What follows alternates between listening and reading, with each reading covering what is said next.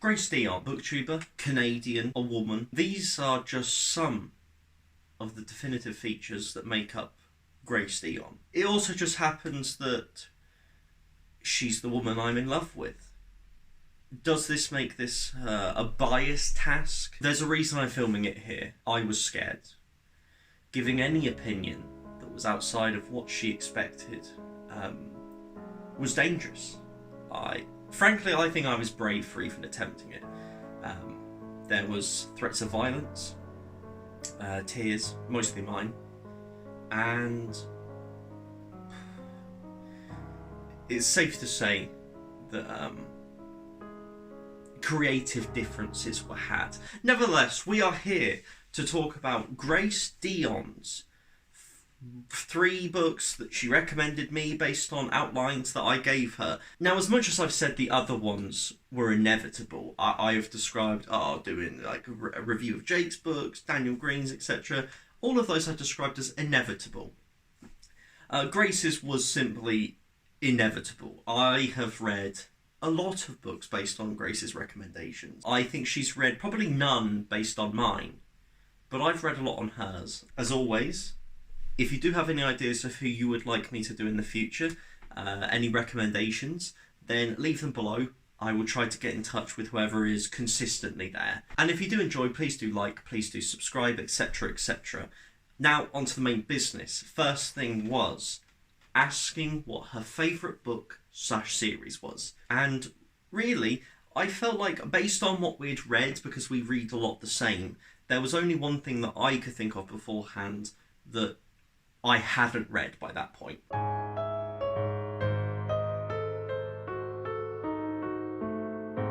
That's right, we're back on the Jade Legacy hype.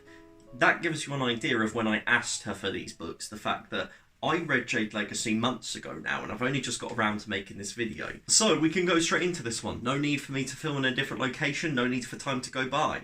This one I can just tell you about. Jade Legacy is the climax to the Greenbone saga by Fonda Lee. It is brilliant. It is one of the best things in modern fantasy. I absolutely adore it. I've talked about it probably in about 3 or 4 different videos now, and who knows, maybe Fonda Lee will turn up related in a different video at some point. Hintity hint, hint, hint, hint, based on the last video, hint, hint. The Greenbone saga is fantastic. It has the perfect depiction of, I describe it as the World War I device, where imagine we're looking at World War One, and the assassination of Franz Ferdinand is a climactic moment in time that has built up from suspense before. It's this tension that's been building, but a climactic event that then sparks events that completely spiral out of control and completely exponentially grow based on this one event. So as a trilogy, Jade City is that event. Something happens in that sparks the rest of where we're going. And then we slowly see the growth, the expansion of the world. Our influence, our characters, everything grows throughout this city, this series, until we are finally at the point of Jade Legacy, which does what it says on the tin. This is all about legacy. This is the climax to the trilogy. This is taking the characters that we have loved and grown with, we've disagreed with, we've agreed with. It is a messy, blurred line in this. This is a morally grey story throughout, like, from not even character perspective, but also from societal perspective.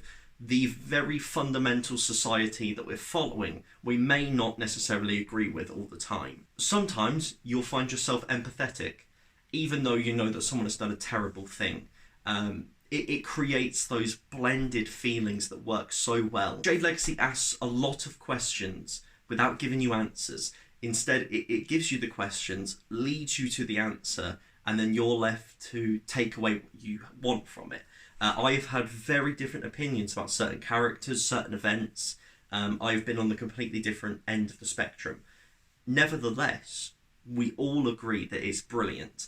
It has a fantastic, in terms of a rating for a series, Greenbone Saga is amazing. You know, like a solid upper 4 for Jade Legacy. I think it's like 4.7 or something, which is insane. Because it's the climax, it can't give away too much. Nevertheless, Greenbone Saga should be on people's watch, and I wish it won the Hugo because that would have been awesome. Yeah, that's it. On to number 2. Both of the other books I do not own physically. I read them whilst with Grace. So I suppose I can actually do all of them just here whilst we're sat talking. I don't need to move anywhere because you all know I've read them. So book 2, I don't remember how she ordered them. But book 2, let's just say book 2. I think it's that the book that she believes deserves more recognition is...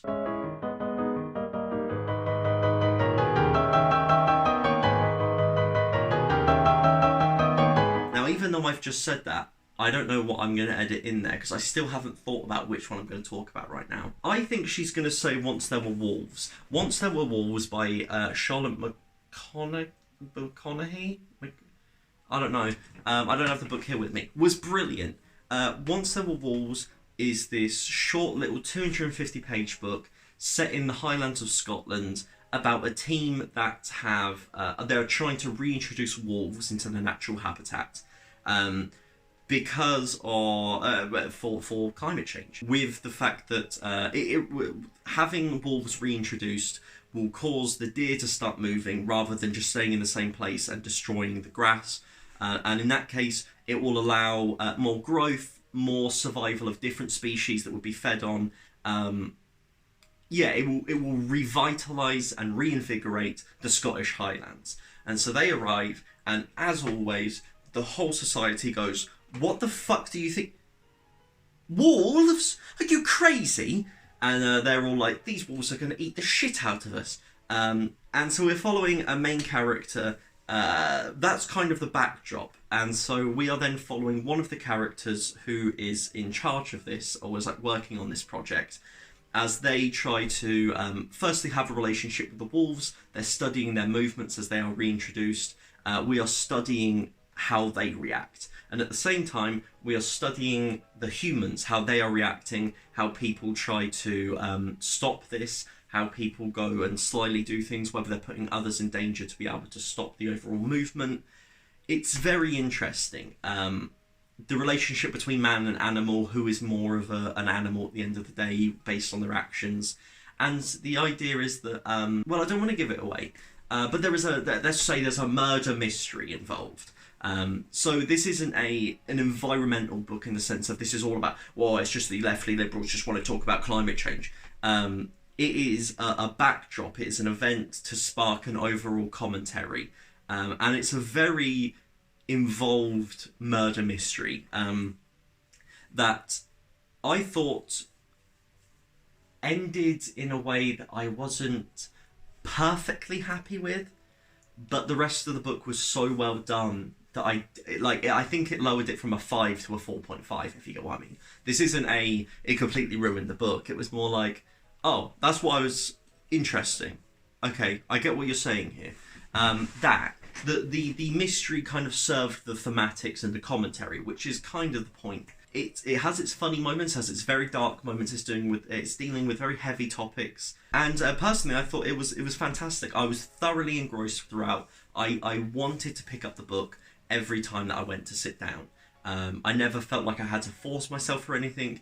It was just a real good story, and like I said, short. I actually think this was on Goodreads' top fiction of 2021. This came like 4th. So I don't necessarily think it's like this deserves more recognition in the whole world, because evidently people seem to like it. But I think in our realm of BookTube, I think Grace believes that it deserves more recognition there. So if you haven't read Once There Were Wolves, if you fancy jumping out of your fantasy sphere, but still keeping a very rich, rustic tone in terms of we're sticking with being in the Highlands, it's describing nature, etc. So it's not the farthest stray for a fantasy reader. And then finally, the biggest surprise in the history of mankind, Grace's pick for a book that she believes that people won't know she loves is...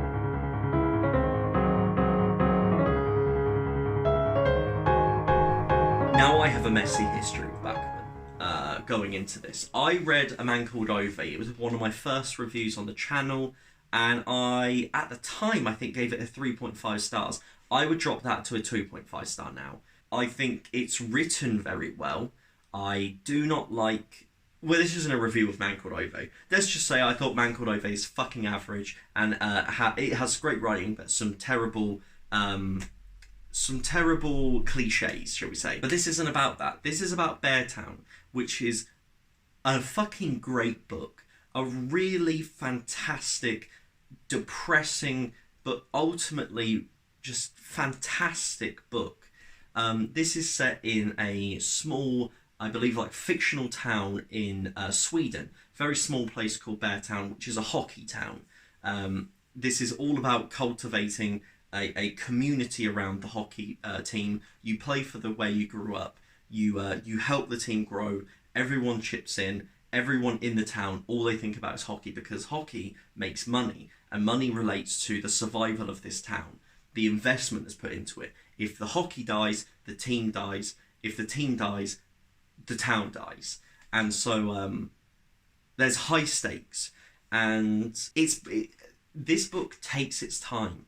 The inciting incident, the incident that is going to change the tone and the ultimate direction of this book, does not happen until halfway.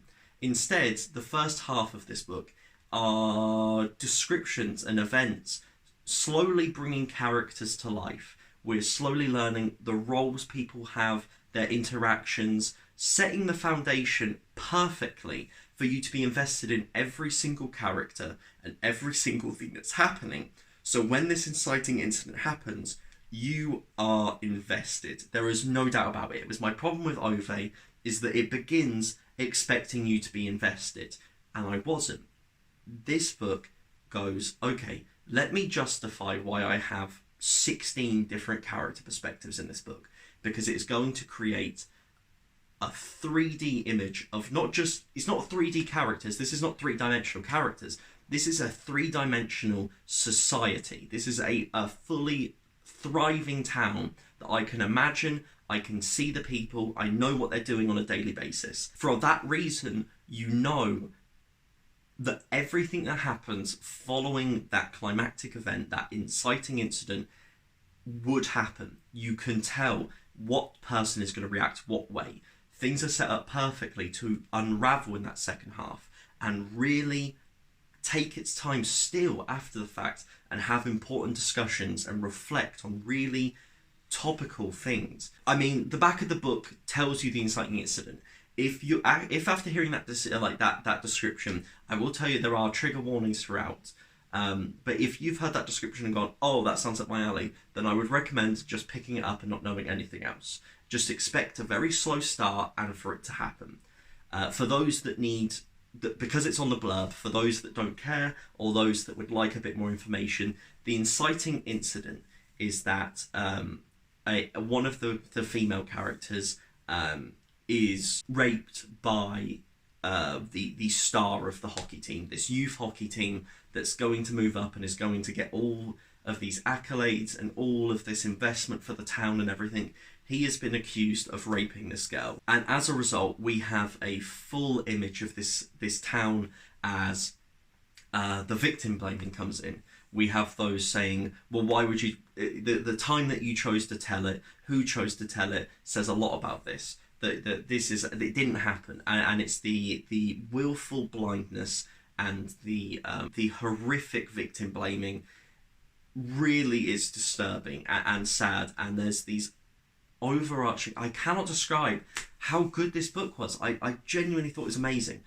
One thing, the biggest... It actually dropped the book that I'm talking so lovingly about from a 5 to a 4.5 is that sometimes Frederick Backman decides to forget what character he's writing and just thinks, this'll kick the audience in the dick. And it's like he forgets the characters. He completely disregards it to go, I'm going to make them cry right here. And I fucking hate that, because it is a disservice to the characters that he's created. It is a disservice to the story he's telling when he just goes, and I've created a sentence here, because he loves that. And there are some beautiful, heartbreaking sentences that are character fitting throughout this book. But he sometimes chooses to just put in a line that you're like, that's not the character. Did you forget who you're writing the perspective of? And it seems careless and callous, and it frustrates me. It was so good. And I'm not just saying that because it's Grace that recommended it to me. It's phenomenal.